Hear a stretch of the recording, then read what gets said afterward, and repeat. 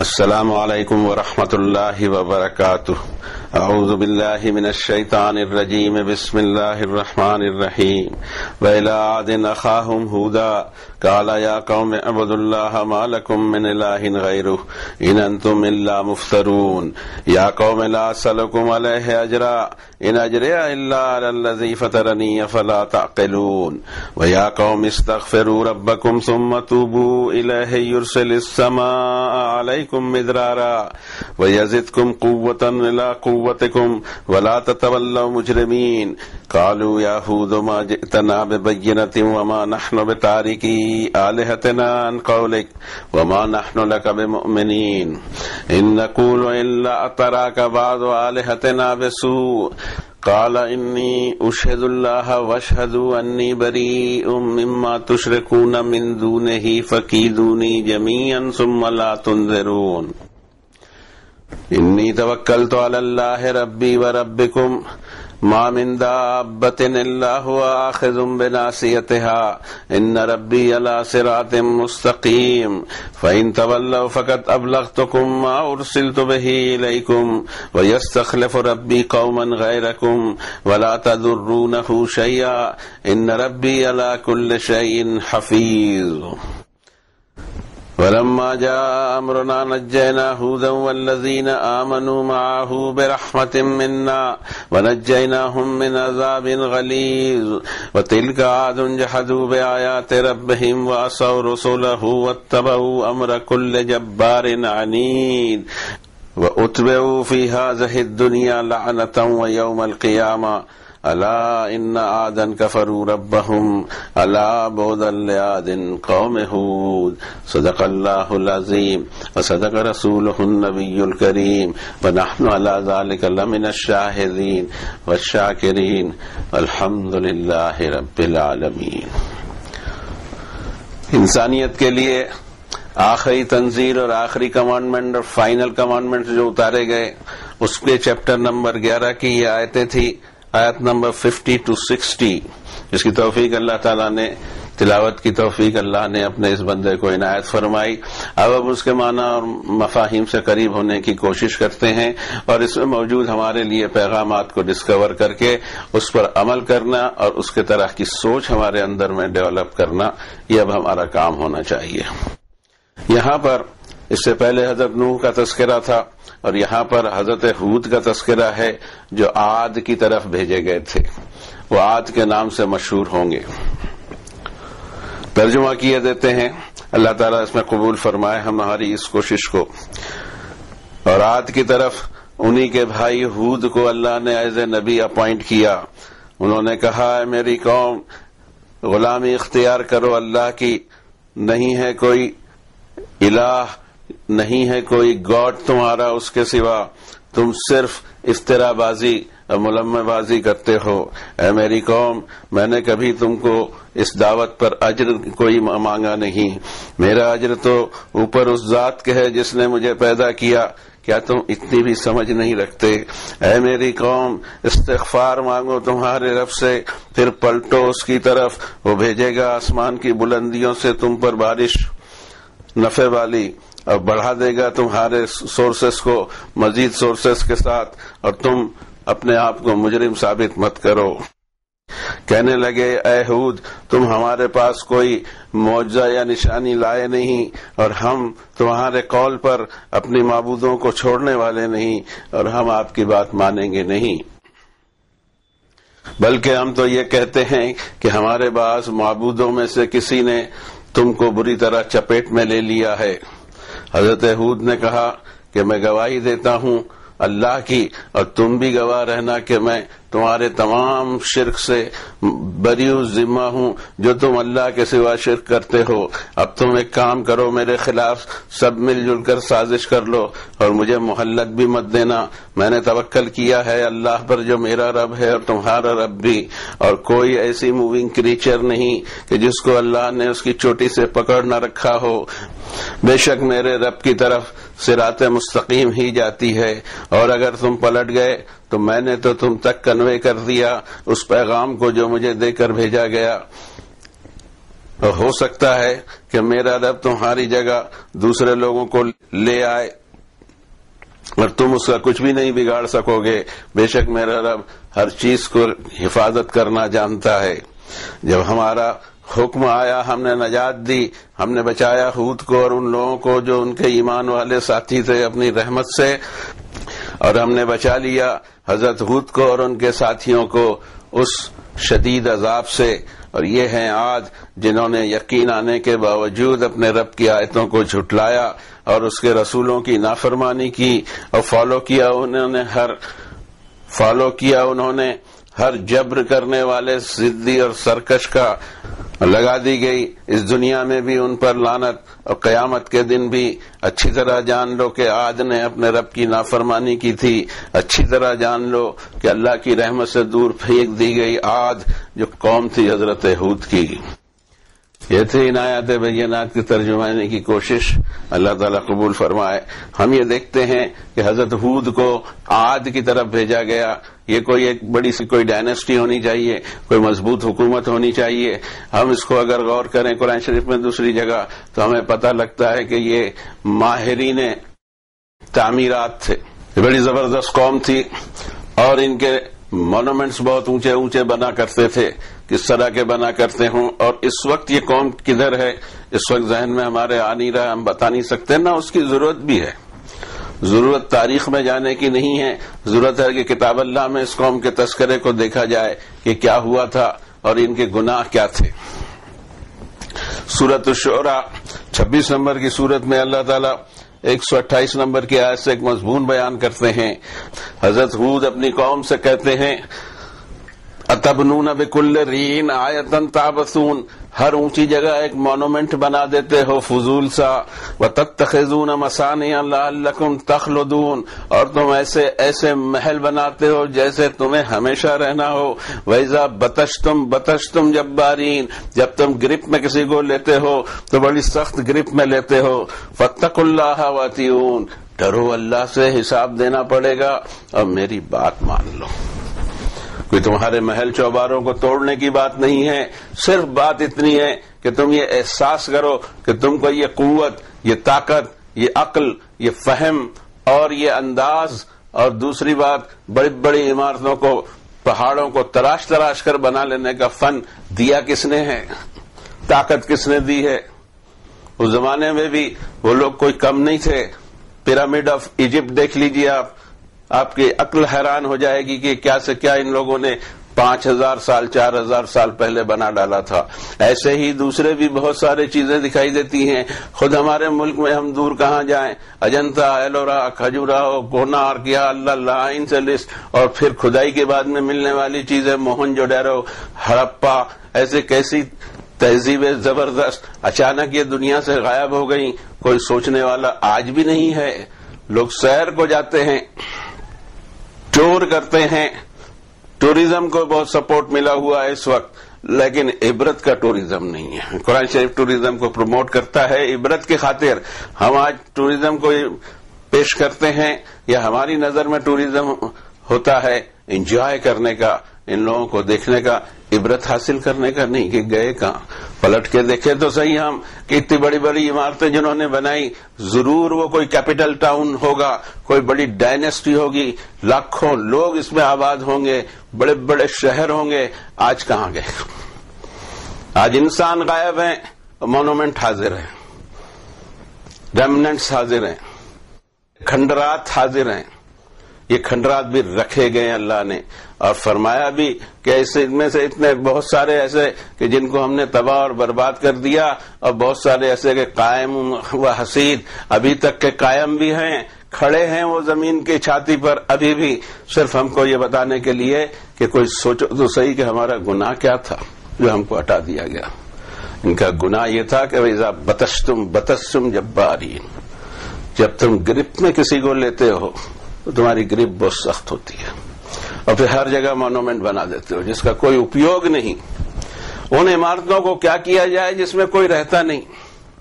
بڑی بڑی عمارتیں آج بھی ہمارے دیش میں ہیں، لوگ ان کو گھومنے دیکھنے جاتے ہیں، رہتے کتنے ہیں تو آدمی رہتا ہی نہیں ہے وہاں.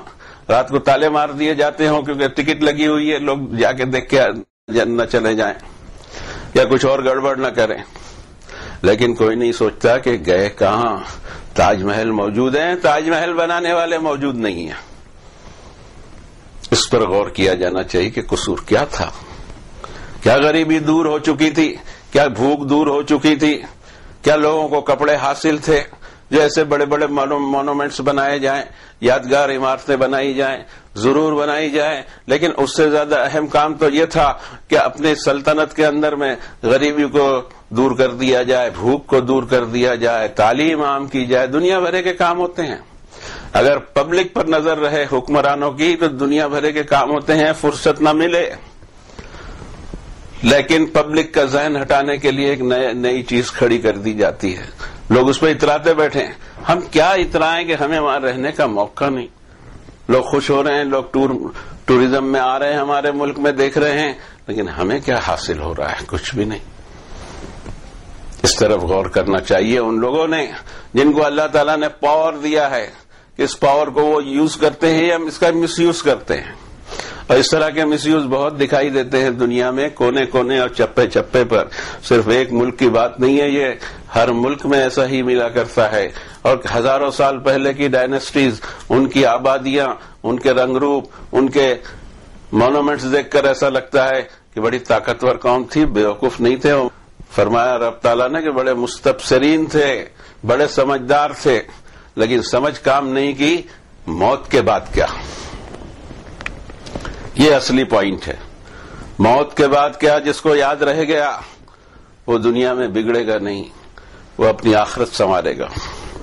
اب یہاں سورہ ہود میں جو یہ واقعہ شروع ہو رہا ہے, ہم قصہ نہیں کہتے, ہم واقعہ کہتے ہیں, اس لیے کہ قصہ کہانی اس میں مسالہ ہوتا ہے. قرآن شریف نے قصہ کہانی بیان ہی نہیں کیا ہے. قرآن شریف قصہ کہانیوں کی کتاب بھی نہیں ہے. قرآن شریف عبرت کی کتاب ہے, ہدایت کی کتاب ہے.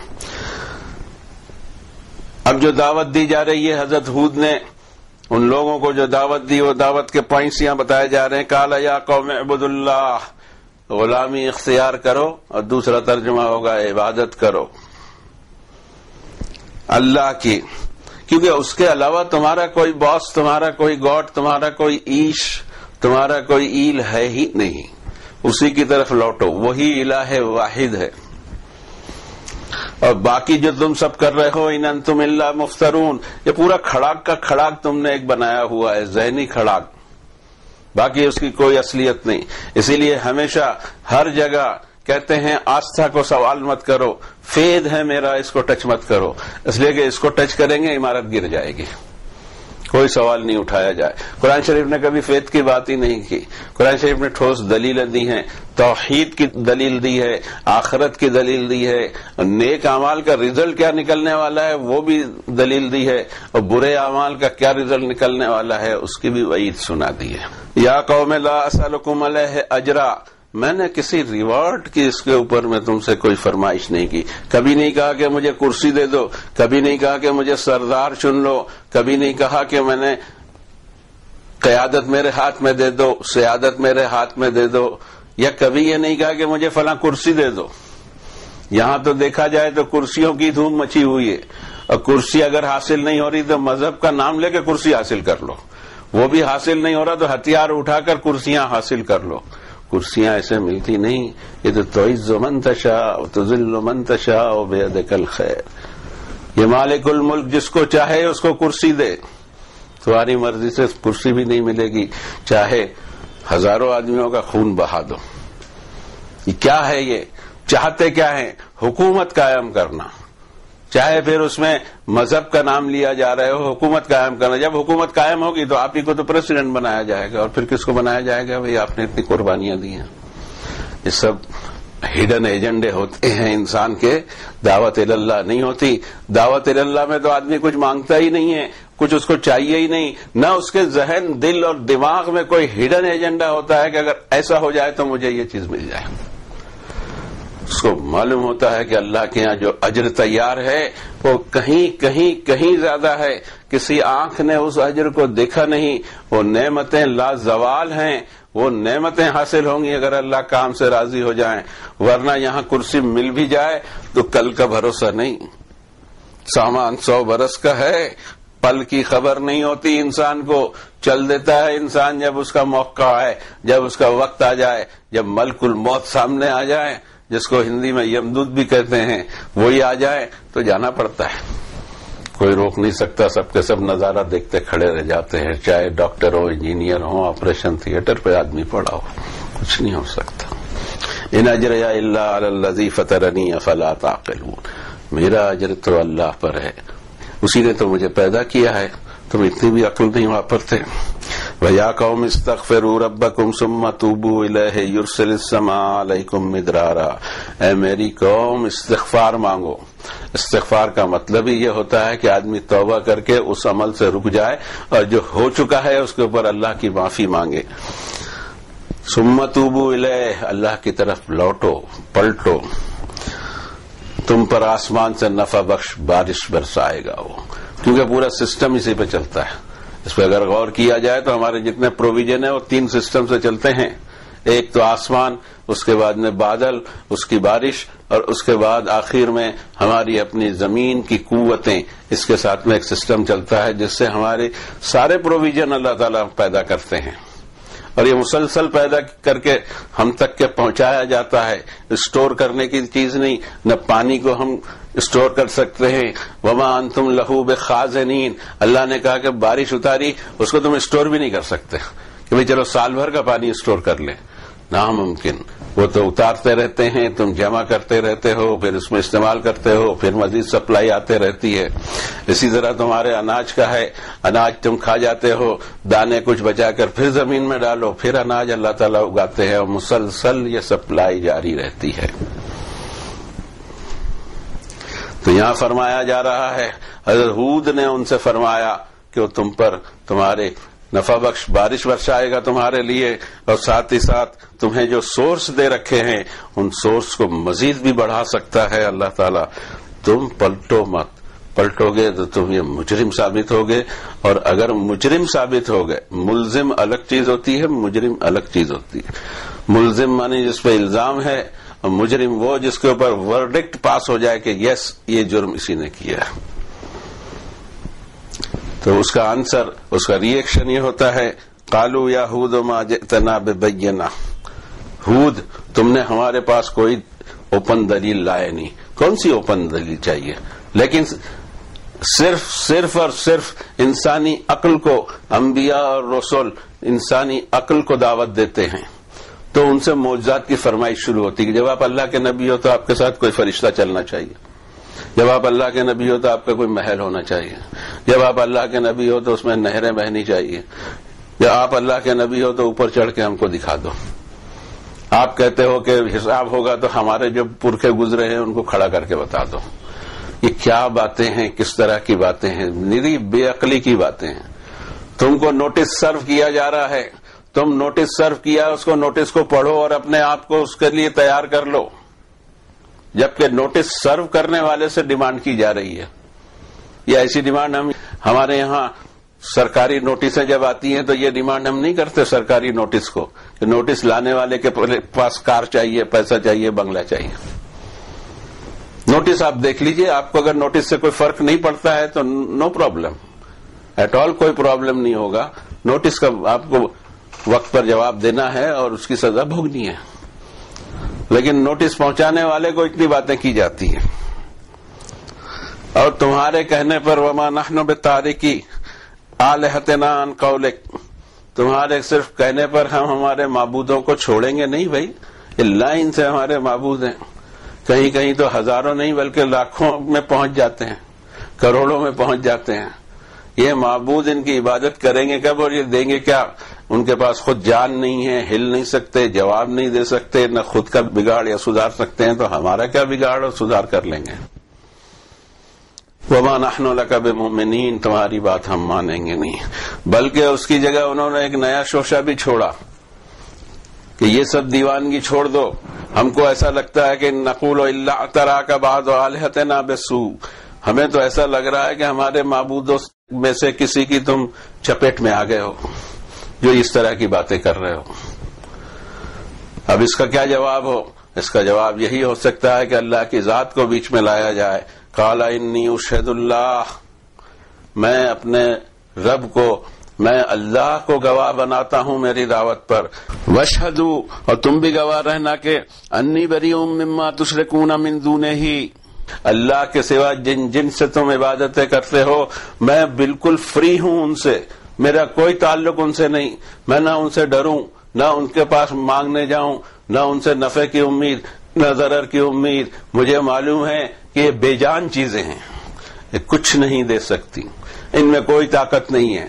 ہمارے ہاتھ سے ہمارے معبودوں کو ہم گڑ لیں اور پھر اس کو ہم ہاتھ جوڑ کے کھڑے ہو جائیں، یہ کون سا فلسفہ ہے آج تک سمجھ میں نہیں آیا. لیکن کروڑوں انسان اسی پہ چلتے ہیں. and they don't want to discuss, they don't want to put their mind، بس چلے جا رہے ہیں. it is my faith. Okay ٹھیک ہے، اگر یہ آپ کا فیتھ ہے تو پھر اگلی زندگی میں دیکھ لیا جائے کہ کیا ہونے والا ہے.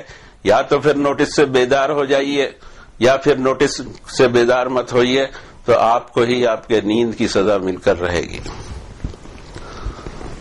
اور اس کے بعد انہوں نے یہ بھی کہا فَكِيدُونِي جَمِيعًا ثُمَّ لَا تُنظِرُونَ، تم میرے خلاف جو چاہے وہ سازش کر لو اور مجھے نوٹس بھی نہ دینا، مجھے سنبھلنے کا موقع بھی مت دینا. انی توکلت علی اللہ ربی و ربکم، میں نے تو توکل کیا ہے اللہ پر جو میرا بھی رب ہے، سسٹینر ہے، اور تمہارا بھی سسٹینر ہے. ما من دابۃ الا هو آخذ بناصیتها، کوئی ایسا موونگ کریچر نہیں جس کو چوٹی سے اس سے پکڑ نہ رکھا ہو. تم میرے خلاف سازش کرو گے، جتنی کرنا ہے کر لو، میرا بچانے والا کون ہے اس کو ہم 2 آیتوں میں اور دیکھتے ہیں. ابھی حضرت نوح کے تذکرے میں ہی یہ بات گزر چکی ہے پچھلے دنوں کہ حضرت نوح نے بھی اپنی قوم سے یہی کہا تھا، یا قوم ان کان کبر علیکم مقامی و تذکیری بآیات اللہ، اگر تمہیں بہت بھاری پڑتا ہے میرا اسٹینڈ توحید کا اور میں نصیحت کرتا ہوں تمہیں اللہ کی آیتوں کے ذریعے، تو میرا تو توکل ہے اللہ پر. تم لوگ سب ایک جٹ ہو جاؤ، ایکتا تمہارے اندر میں آ جانی چاہیے تمہارے میٹر کے معاملے میں. تمہارے جتنے شریک ہیں، جتنے معبود ہیں، سب کو تمہاری مدد کے لیے بلا لو، اور پھر میرے خلاف ایسی سازش کرو کہ جس میں ذرا بھی کچاس نہ ہو، کوئی لوپ ہول نہ ہو. ثم اغدوا الیہ، اچانک مجھ پر حملہ کر دو. ولا تنظرون، مجھے مہلت بھی مت دینا. سازشیں کبھی کوئی کام نہیں کرتی. اللہ نہ چاہے تو کوئی سازش کبھی کام کر ہی نہیں سکتی دنیا میں، اور ہم سازشوں سے ڈرتے رہتے ہیں، اللہ سے نہیں ڈرتے. کیا ہے تو بولے امریکہ سازش کر رہا ہے، اسرائیل سازش کر رہا ہے، یہ سازش کر رہے ہیں، وہ سازش کر رہے ہیں، یہ جماعت ایسا کر رہی، وہ جماعت وہ ایسا کر رہی. کیوں یہ سب کر رہے ہیں؟ اللہ کو پتہ نہیں ہے؟ کہیں ایسا تو نہیں کہ اللہ انہی کو بھیج کر آپ کی عقل ٹھکانے لگا رہا ہو؟ یہ بھی تو ہو سکتا ہے. سازشیں کرتے پھر رہے ہیں اور ان سازشوں سے ہم ڈرتے ہیں. رسول کریم صلی اللہ علیہ وسلم سے فرمایا سورۃ الاعراف میں آیت نمبر 195 میں، قُلِ ادْعُوا شُرَكَاءَكُمْ ثُمَّ كِيدُونِ فَلَا تُنظِرُونَ، تم تمہارے سب معبودوں کو بلا لو، شریکوں کو بلا لو، ایسوسیٹس کو بلا لو، پارٹنرز کو بلا لو، اور میرے خلاف کوئی پکی سازش کر لو اور مجھے مہلت مت دینا. ان ولی اللہ الذی نزل الکتاب، میرا ولی، میرا پروٹیکٹر تو وہ ہے جس نے کتاب نازل کی. ہماری مشکل یہ ہے کہ ہم نے اللہ کو اپنا پروٹیکٹر سمجھا نہیں اور بنایا بھی نہیں. ہم گلی کے ولیوں کے پیچھے گھوم رہے ہیں اور ہماری یہ درگت بن چکی ہے. ان ولی اللہ، میرا ولی اللہ ہے. کوئی کہہ تو دے کہ میرا ولی اللہ ہے، کسی کے منہ سے یہ لفظ نہیں نکلے گا. وَهُوَ يَتَوَلَّى الصَّالِحِينَ، نیک لوگوں کی تولیت کرتا ہے، وہ نیک لوگوں کو پروٹیکشن دیتا ہے وہ ان کے دشمنوں سے. اگلی آیت نے فرمایا وَإِن تَوَلَّوْا فَقَدْ أَبْلَغْتُكُم مَّا أُرْسِلْتُ بِهِ إِلَيْكُمْ، اگر تم میری بات سے پلٹ رہے ہو، میری ڈیوٹی تو پوری ہو چکی ہے کہ میرے رب نے جو پیغام مجھے دیا تھا تم تک کنوے کرنے کے لیے وہ میں کنوے کر چکا ہوں. وَيَسْتَخْلِفُ رَبِّي قَوْمًا غَيْرَكُمْ، یہ پاسبلٹی ہے کہ تم کو اللہ تعالیٰ ہٹا دے، برباد کر دے اور تمہاری جگہ دوسروں کو لے آئے. وَلَا تَضُرُّونَهُ شَيْئًا، تم ان کا کچھ بگاڑ نہیں سکو گے، تم اللہ کا کچھ نہیں بگاڑ سکو گے.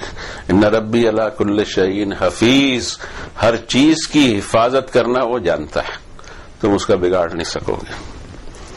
وَلَمَّا جَاءَ أَمْرُنَا نَجَّيْنَا هُودًا وَالَّذِينَ آمَنُوا مَعَهُ بِرَحْمَةٍ مِنَّا وَنَجَّيْنَاهُمْ مِنْ عَذَابٍ غَلِيظٍ، جب ہمارا حکم آیا تو ہم نے بچایا، اور اللہ تعالیٰ ایک جگہ فرماتے ہیں كَذَلِكَ حَقًّا عَلَيْنَا نُنْجِي الْمُؤْمِنِينَ، یہ ہم پر حق بنتا ہے کہ ایسے عذاب کے وقت ہم ایمان والوں کو معجزاتی طور سے بچا لیں، اور ایسا ہوتا بھی ہے، آج بھی ہوتا ہے، بشرطے کہ ہم دیکھیں ایک کار ہے فلی اس کا ایکسیڈنٹ ہو گیا، ایک دم سے چورا ہو گئی ہو، جتنے سوار ہیں سب مر گئے، 2 سال کا ایک بچہ بچ گیا جس کے بچنے کے کوئی چانس نہیں تھا۔ یہ دیکھتے ہیں ہم اپنی آنکھوں سے، یہ دیکھ بھی لیتے ہیں کہ جس کو بچانا چاہے وہ بچا لیتے ہیں، کیسے بچانا وہ ان کو نہیں بتایا جائے، کیونکہ وہ حفیظ ہیں، الحفیظ ہیں، ان کو معلوم ہے کہ کس کی حفاظت کیسے کی جائے۔ اپنی رحمت کے ذریعے ہم نے حضرت ہود کو اور ان کے ایمان والے ساتھیوں کو بچا لیا، اس شدید اور بہت گہرے گاڑے عذاب سے بچا لیا۔ وَتِلْكَ عَادٌ جَحَدُوا بِآيَاتِ رَبِّهِمْ، جہد کا لفظ آتا ہے کہ کچھ یقین آنے کے باوجود سرٹن ریزرویشن کی وجہ سے انسان اس کا انکار کر دے۔ ٹھیک یہی حالت عاد کی ہوئی کہ انہوں نے اپنے رب کی آیتوں کو جھٹلایا، باوجود یہ کہ ان کو کچھ یقین آ رہا تھا، وَعَصَوْا رُسُلَهُ، اور اپنے رسولوں کی نافرمانی کی۔ ایک ہی رسول بھیجا اور عذاب بھیج دیا، ایسا نہیں ہوا کرتا اللہ کے سسٹم میں، لیکن وہیں یہ تذکرہ بھی ملتا ہے، رسولہ پلورل میں ہے، اس کے رسولوں کو جھٹلایا اور نافرمانی کی۔ وَاتَّبَعُوا أَمْرَ كُلِّ جَبَّارٍ عَنِيدٍ، جو پروگرام ان کو جبر کرنے والے ضدی اور سرکش ان کے سردار بنا کر دیتے تھے اس کو فالو کیا۔ وَأُتْبِعُوا فِي هَٰذِهِ الدُّنْيَا لَعْنَةً وَيَوْمَ الْقِيَامَةِ، لعنت کر دی گئی ان پر اس دنیا میں بھی اور آخرت میں بھی۔ اچھی طرح جان لو کہ یہ عاد انہوں نے اپنے رب کی نافرمانیاں کی تھی، اور اچھی طرح جان لو کہ ہماری رحمت سے دور پھینک دی گئی یہ عاد کے لوگ جو حضرت ہود کی قوم تھی۔ اللہ بچائے ایسے انجام سے، ہوش اور حواس کے ساتھ میں ہم کو بات کو سمجھنے کی توفیق دے۔ ہم خود بھی یہ چاہتے ہیں، کوئی طنز نہیں، کوئی اصرار نہیں، کوئی ضد نہیں، بلکہ بات اللہ کی پیش کرنے کی کوشش کرتے ہیں۔ اللہ کرے جس کے سمجھ میں آئے وہ اپنے ڈگر کو صحیح کر لے، اس سے آگے کا ہمارا کوئی کام نہیں، اور نہ ہم آپ سے کوئی اجر مانگ رہے ہیں۔ کوئی ہماری جماعت نہیں، کوئی ہماری فلسفی نہیں، کوئی ہماری تحریک نہیں، کبھی ہم نے چندہ بازی نہیں کی، نہ ہمیں اس کی ضرورت ہے۔ اللہ اپنے فضل سے ہمارا کام چلاتا رہے گا۔ وصلی اللہ علی النبی الکریم۔